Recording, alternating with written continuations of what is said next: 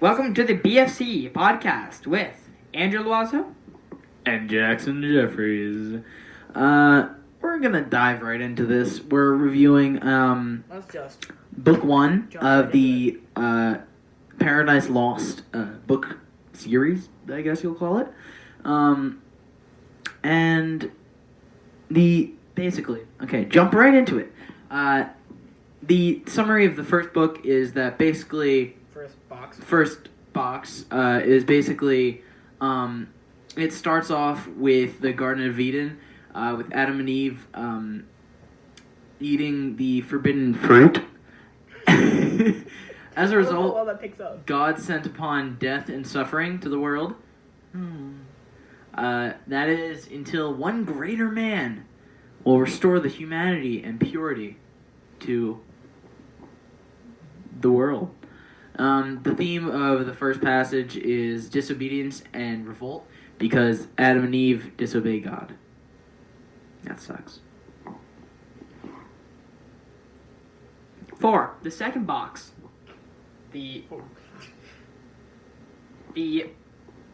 Alright, well, Milton speaks of a muse, which is an inspirational person that motivates creativity. Mm-hmm. Specifically, this muse inspired Moses to write Genesis.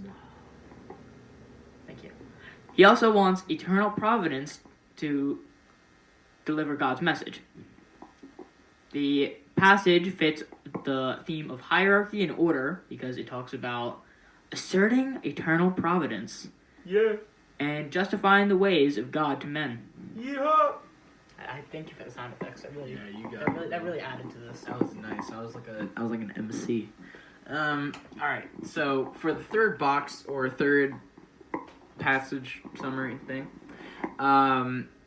the muse describes what led to Adam and Eve's disobedience, which was Satan in the form of a snake that tricked them into eating the forbidden fruit. Yeah. Satan is an angel destined to overthrow God and start conflict in heaven. After God defeated him, he was thrown out of heaven and landed down in hell after 9 days. After the landing, he's stunned for 9 more days, which is 18 if you can count. If you can't count, it's still 18. I don't count to 10. Oh, dang. This passage fits the theme of sin and innocence because it talks about how Satan fooled Adam and Eve into committing the original first primary sin that made us mortal. Adam and Eve committed a war crime. Can you say that louder for the mic? Adam and Eve committed a war crime. Yeah, they did. So, in hell, next to Satan is Beelzebub, his second in command. Satan admits he was defeated, and the depressing state they're in compared to being angels and being cool in heaven. Did he have any regret for what he did? I don't think he did. Wow, that's crazy. So, he realizes that God simply cannot die. He's kind of God. But he will... A cat has entered the scene. There he is. Pick it up. So, Sammy, come here. Yeah, he has no regret for what he did, and he realizes that God simply cannot die, and will continue to fight against the tyranny. Sorry. Come on, Sam. Get up here. The passage fits the theme of disobedience and revolt. Yikes. Because it explains how Beelzebub and Satan disobeyed God and are being banished to hell. Yeah. Now on to the 6th slide, but the 5th blurb. So Beelzebub shares that God can do anything, and that anything means anything. Anything. And anything. Wow. Yeah. And made the angels suffer in heck for eternity, or the nether for you people. Satan vows to try and turn God's work to evil, basically.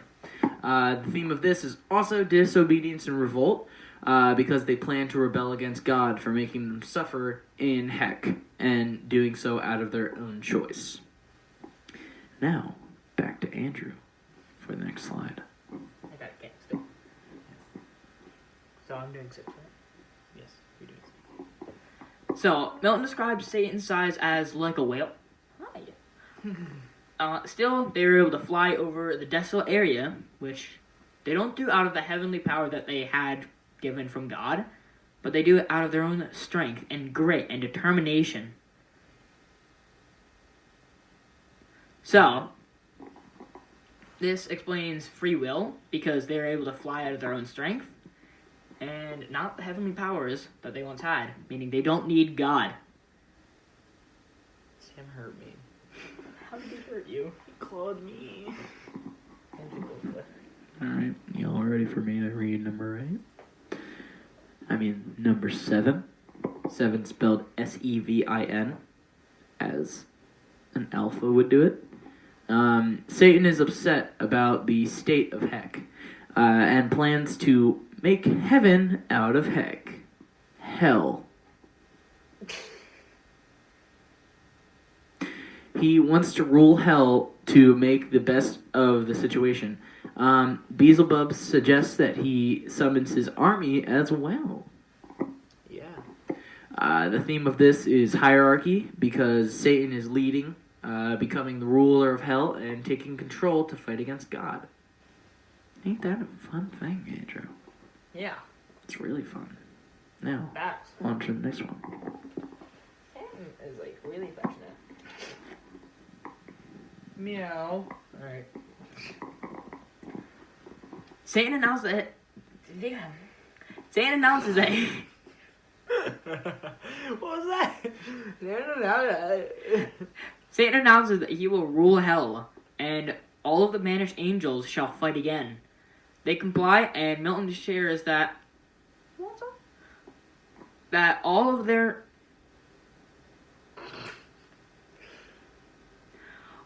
names have been erased from heaven, and you want to do this one? Yeah, sure. All the names have been erased from heaven and will be given new names by humans, referring to them as false gods. The theme of this is also hierarchy, because Satan takes power and commands the other demons. Are you still preoccupied there, or can you take the next one? I think you can do the next one. Alright, cool. I'm taking the next one. Now, for 9, spelled as in the German word for no. Among those names are Moloch, who becomes a god-demanding child sacrifice. Wow. Fun. Astareth, an ancient goddess of fertility known as Astarte. Astarte. Dagon, the sea monster. Belial, a lustful and violent god who will corrupt places. And some Egyptian and Greek gods as well, all of which are given hope and are eager to fight. Order, because they're gathering together, is the theme. Is order. Under Satan's command and promising a fight. Sorry. Okay. You're taking it. I don't care if the cat's on you. So, for box 10, Satan is encouraged by his wonderful army and strengthened by his resolve. He brings it down to 2 possibilities: to fight in an open war or use more deceitful tactics. Now, Satan, being a false god, uses deceitful tactics. Tackets. Thumbtacks. Tic-tacs. He assures that God planned on making a new world, and the false gods can make an escape and live there. This is also an example of order, because they are gathering together under Satan's command and planning for a fight.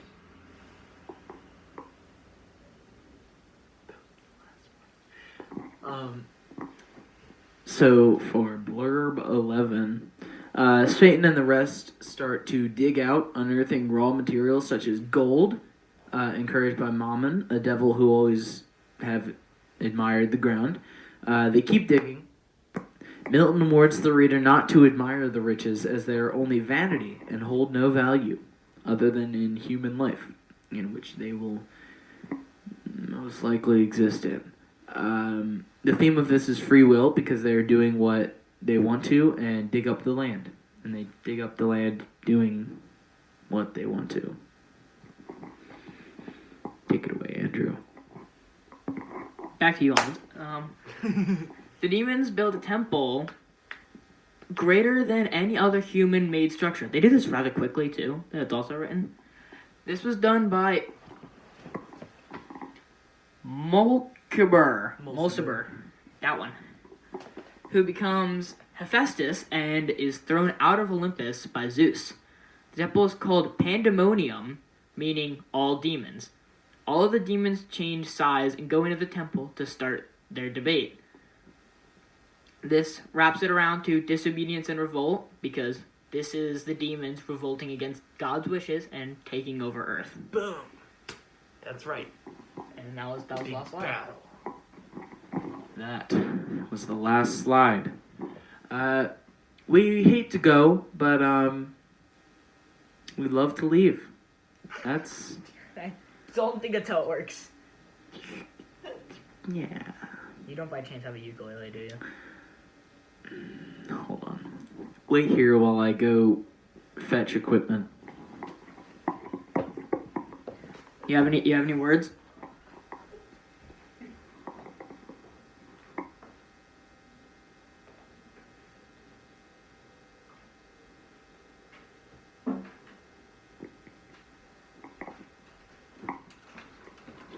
Oh my god.